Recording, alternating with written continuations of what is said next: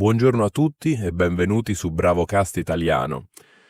Sono Stefano e oggi iniziamo questa nuova puntata con tanta energia e tanta voglia di parlare insieme. Buongiorno, sono Angela e sono felicissima di essere qui con voi oggi. Oggi parliamo di un argomento molto importante nella vita di tutti, gli obiettivi di carriera. Esatto, Angela. Gli obiettivi di carriera sono quei sogni e quei piani che abbiamo per il nostro futuro professionale. Tutti ne abbiamo, giusto? E tu, caro ascoltatore, hai già pensato ai tuoi obiettivi di carriera? Scrivici nei commenti. Sì, è una domanda bellissima. Stefano, parliamo un po' di te. Qual era il tuo primo grande obiettivo di carriera quando eri giovane? Bella domanda. Quando avevo circa 18 anni volevo diventare ingegnere. Amavo la matematica, amavo costruire cose e pensavo che sarebbe stato il lavoro perfetto per me. Interessante. E poi, sei diventato ingegnere? No, alla fine ho cambiato strada. Durante l'università ho scoperto la mia passione per la comunicazione e per i media. Ho capito che volevo parlare con le persone, raccontare storie, creare contenuti. Così ho cambiato il mio obiettivo. Capisco bene. Anch'io ho cambiato i miei piani molte volte. Quando ero piccola volevo fare la veterinaria perché amavo gli animali. Davvero? Non lo sapevo. E cosa ti ha fatto cambiare idea? Alle scuole superiori ho scoperto che mi piaceva molto insegnare. Aiutavo i miei compagni di classe con i compiti, spiegavo le cose in modo semplice e mi sentivo molto soddisfatta. Poi ho incontrato il mondo dei podcast e dei video educativi e ho capito che potevo insegnare a molte più persone attraverso questi strumenti. Eccomi qui, su BravoCast Italiano. Che storia bellissima, Angela. Vedi, ascoltatori, la carriera non è sempre una linea retta. È normale cambiare obiettivi durante la vita. Esattamente. E questa è una cosa molto importante da capire. Molte persone pensano che cambiare obiettivo sia un fallimento, ma non è così. Assolutamente no. Cambiare obiettivo significa crescere, imparare, conoscersi meglio, significa capire cosa si vuole davvero dalla vita. Stefano, parliamo un po' di come si definisce un buon obiettivo di carriera. Come si fa? Ottima domanda. Prima di tutto, un buon obiettivo deve essere chiaro e specifico. Non basta dire voglio avere successo. Bisogna dire voglio diventare il direttore marketing di un'azienda entro 5 anni. Sì, la specificità è fondamentale. Se l'obiettivo è troppo vago, è difficile sapere da dove iniziare. Esatto. Poi un buon obiettivo deve essere realistico, non impossibile, ma anche non troppo facile. Deve essere una sfida che ti motiva ogni giorno. Sì, deve essere qualcosa che ti fa alzare dal letto la mattina con entusiasmo. E poi un obiettivo deve avere un tempo preciso. Quando vuoi raggiungerlo? Tra 1 anno? Tra 5 anni? Il tempo è importante perché ci dà una direzione. Se dico voglio aprire il mio ristorante entro 3 anni, allora posso iniziare a pianificare in modo concreto. E tu, caro ascoltatore, hai un obiettivo di carriera chiaro e con una data precisa? Scrivicelo nei commenti. Siamo curiosi di sapere cosa vuoi fare nella vita. Angela, adesso facciamo una piccola simulazione. Facciamo finta che siamo due amici che si incontrano al bar dopo tanto tempo. Io sono Marco, un vecchio amico che non vedi da qualche anno. Perfetto, allora iniziamo. Ciao Marco! Che sorpresa vederti qui. Come stai? Bene, bene. Sto lavorando molto, ho appena iniziato un nuovo lavoro in un'azienda di tecnologia. È un po' stressante all'inizio, ma sono molto contento. Davvero? Che tipo di lavoro fai? Sono sviluppatore di software. Scrivo programmi per computer. È il lavoro che ho sempre sognato. Che bello! Ricordo che all'università eri sempre davanti al computer. Sembrava proprio la tua passione. Tu invece, cosa stai facendo? Io sto ancora cercando la mia strada e a dire la verità. Ho lavorato in alcuni uffici, ma non mi piaceva molto. Adesso sto pensando di aprire un negozio. Interessante. Che tipo di negozio? Un negozio di prodotti artigianali. Sai che mi piace molto fare cose a mano, vero? Borse, sciarpe, decorazioni per la casa, penso che potrebbe funzionare. Certo che può funzionare. Hai già un piano? Sto ancora studiando il mercato. Ho parlato con alcune persone che hanno negozi simili, sto cercando un buon locale in centro e ho già parlato con la banca per un possibile prestito. Ottimo. Vedo che ci hai pensato bene. Sono sicuro che ce la farai. E eccoci fuori dalla simulazione, ascoltatori. Avete capito questa conversazione? Era molto naturale, con parole semplici di tutti i giorni. Esatto. Niente di complicato. Questo è l'italiano reale che si parla ogni giorno tra amici. Adesso, Angela, voglio parlare di qualcosa di molto comune. Le conversazioni durante un colloquio di lavoro spesso ti chiedono dei tuoi obiettivi di carriera? Ah sì, questa è una domanda classica. Dove si vede tra 5 anni? Quali sono i suoi obiettivi professionali? E molte persone non sanno cosa rispondere. Io ricordo il mio primo colloquio di lavoro. Mi hanno fatto questa domanda e sono rimasto in silenzio per qualche secondo. Capita a molti.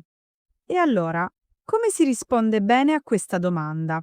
Prima di tutto bisogna essere onesti ma anche strategici. Per esempio, una buona risposta potrebbe essere: nel breve termine voglio imparare tutto quello che c'è da sapere su questo settore. Nel lungo termine vorrei assumere un ruolo di responsabilità e contribuire alla crescita dell'azienda. Bellissima risposta. È specifica e positiva e mostra che sei interessato a crescere dentro l'azienda. I datori di lavoro vogliono persone motivate, con un piano. Assolutamente, anche se dentro di te non sei sicuro al 100%, è importante mostrare sicurezza e direzione durante un colloquio. Parliamo adesso delle conversazioni con il capo durante le valutazioni annuali. Facciamo un'altra simulazione? Io sono la direttrice, la signora Rossini. Tu sei Luca, un dipendente. Perfetto. Signora Rossini, buongiorno. Buongiorno Luca, benvenuto alla nostra valutazione annuale. Come è andato questo anno per te? È stato un anno molto intenso. Ho lavorato su molti progetti, ho imparato tanto, sono contento dei risultati, anche se so che c'è ancora molto da migliorare. Ottimo. Cosa vorresti migliorare in particolare? Vorrei migliorare le mie capacità di presentazione, mi sento un po' insicuro quando devo parlare di fronte a molte persone. Vorrei seguire un corso di public speaking. È un'ottima idea. Possiamo supportarti in questo. E per il prossimo anno, quali sono i tuoi obiettivi? Il mio obiettivo principale è diventare team leader. Amo lavorare con il mio team e penso di avere le capacità per guidarlo. Vorrei assumermi più responsabilità. Apprezzo molto la tua ambizione e la tua professionalità, Luca. Parliamo di un piano concreto per raggiungere questo obiettivo. E fuori dalla simulazione? Ascoltatori, avete visto come Luca ha parlato dei suoi obiettivi? Con chiarezza, con rispetto e con concretezza. Esatto. Ha detto cosa vuole, ha spiegato perché lo vuole e ha mostrato di essere pronto a lavorarci. Questa è la formula giusta. E tu, caro ascoltatore, hai mai avuto una conversazione simile con il tuo capo? Com'è andata? Raccontaci nei commenti. Stefano, parliamo anche di quando si parla di obiettivi di carriera con la famiglia. Questo è molto diverso dal contesto professionale, vero? Molto diverso. Con la famiglia si è più rilassati, si può dire anche le incertezze, i dubbi, le paure, mentre in un contesto professionale devi essere sempre positivo. Con la famiglia puoi essere vulnerabile. Sì. E spesso la famiglia ci dà consigli preziosi, ci conosce bene e può vedere cose che noi non vediamo. Parliamo di una situazione molto comune, quando qualcuno vuole cambiare carriera completamente. Facciamo un'ultima simulazione. Io sono Giulio, un giovane che vuole lasciare il lavoro in ufficio per diventare fotografo. Tu sei sua madre. Perfetto. Giulio, hai detto che vuoi parlarmi di qualcosa di importante. Cosa c'è? Mamma, devo dirti una cosa, ho preso una grande decisione. Voglio lasciare il mio lavoro in ufficio e diventare fotografo professionista. Fotografo? Ma hai un lavoro stabile, uno stipendio sicuro. Cosa stai dicendo?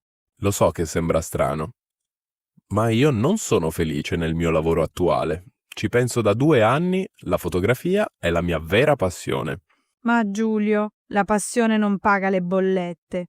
Come farai? Ho un piano, mamma, ho risparmiato abbastanza soldi per 6 mesi. In questo periodo voglio costruire il mio portfolio e trovare i primi clienti. 6 mesi? E se dopo 6 mesi non hai ancora abbastanza clienti? Allora valuterò la situazione.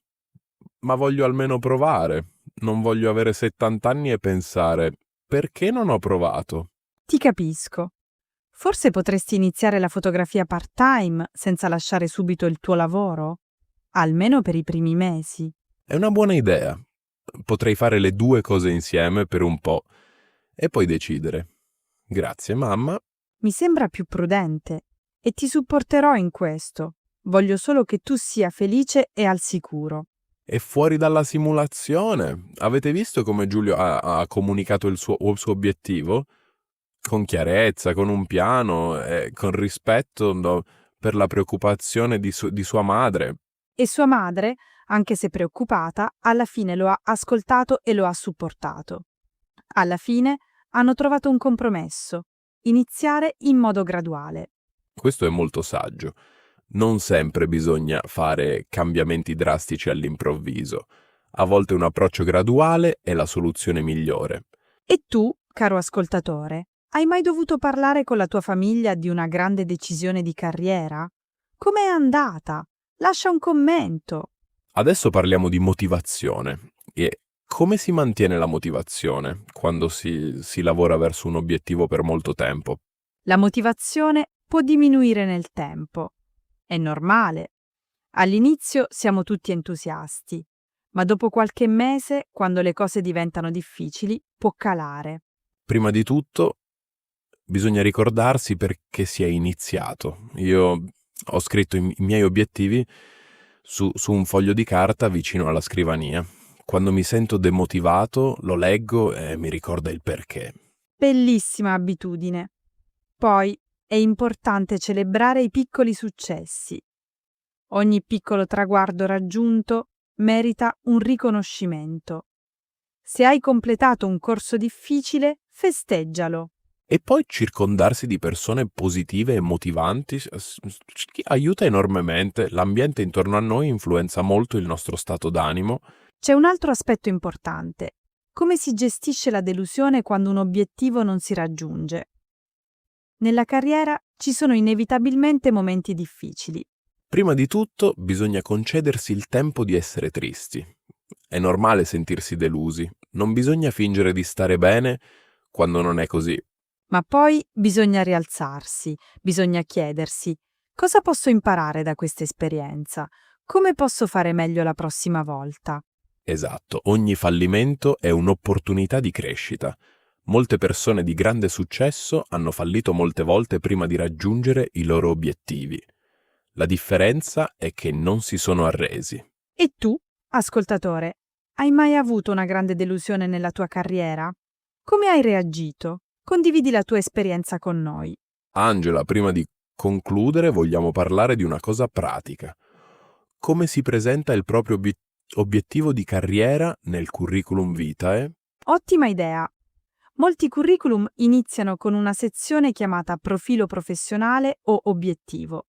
In questa sezione si descrive brevemente chi sei e dove vuoi andare. Per esempio, sono un professionista con 5 anni di esperienza nel marketing digitale. Il mio obiettivo è guidare la strategia di comunicazione online di un'azienda innovativa. Perfetto! Corto, chiaro e diretto. E poi il resto del curriculum deve supportare questo obiettivo. L'esperienza, le competenze, la formazione devono essere in linea con quello che vuoi fare. Il curriculum deve raccontare una storia coerente, una storia che porta verso il tuo obiettivo. Questo fa una grande differenza agli occhi di chi legge. Stefano, siamo quasi alla fine di questa puntata. Facciamo un piccolo riassunto? Certamente. Oggi abbiamo parlato di come definire un buon obiettivo di carriera, chiaro, realistico e con una scadenza precisa. Abbiamo visto come parlare di obiettivi in diversi contesti, con gli amici, con la famiglia, durante un colloquio e con il nostro capo. Abbiamo fatto 3 simulazioni di conversazioni reali in italiano. Spero siano state molto utili per la vostra pratica. E abbiamo parlato di motivazione, di come gestire le delusioni e di come presentare i propri obiettivi nel curriculum. Prima di salutarci, vogliamo fare un'ultima domanda a tutti voi. Qual è il vostro grande sogno di carriera? Quello che non avete ancora detto a nessuno? Scrivitelo qui nei commenti. Sì, a volte condividere un sogno ad alta voce è il primo passo per realizzarlo. Noi crediamo in voi e nelle vostre capacità. E ricordate, imparare l'italiano è già un obiettivo importante che state raggiungendo ogni giorno. Siate orgogliosi di voi stessi. Se questo episodio vi è piaciuto, lasciate un like, iscrivetevi al canale e condividete Bravo Cast Italiano con un amico che sta imparando l'italiano. Il vostro supporto significa tantissimo per noi. Ogni like, ogni commento, ogni condivisione ci aiuta a continuare a creare contenuti gratuiti e di qualità per tutti voi. Ci vediamo nella prossima puntata. Continuate a praticare l'italiano ogni giorno. Anche solo 10 minuti al giorno fanno una grande differenza. E ricordate, la carriera è un viaggio, non una destinazione. Godetevi ogni passo del cammino. Buona giornata a tutti. A presto su Bravocast Italiano.